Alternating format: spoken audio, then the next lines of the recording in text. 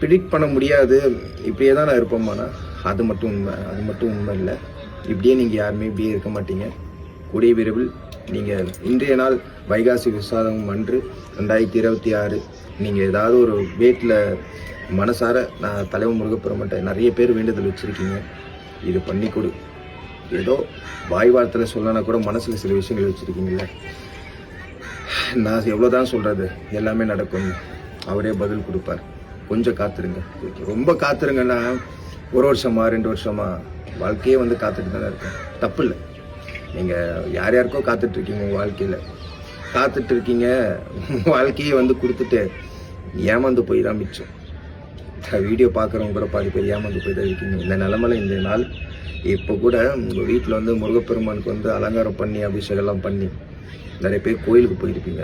கோயிலுக்கு போயிட்டு நிறைய வீடியோஸ் எல்லாமே பார்த்தேன். திருச்செந்தூரில் பயங்கரமாக கூட்டமாக இருக்குது, பழனியில் கூட்டமாக இருக்குது.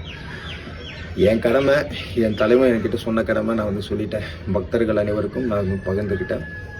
அது 2 நாள் முன்னாடியே வந்து சொல்லிட்டேன், யாரும் கோயிலுக்கு போகாதீங்க, தேவையில்லாமல் கஷ்டப்படாதீங்க அப்படின்னு. என்னோடய ஃபாலோவர்ஸ் யாருமே கோயிலுக்கு போக நான் சொன்னி சில பேர் வந்து கேட்டு நல்லபடியாக வீட்லேயே வந்து முருகனை வர வச்சு எல்லார் வீட்லேயும் ஒவ்வொருத்தர் பக்தர்கள் வீட்லேயும் முருகப்பெருமான் வந்து ஆசையாக நீங்கள் வச்ச படையல்கள் எல்லாமே ஏற்றுக்கிட்டார்.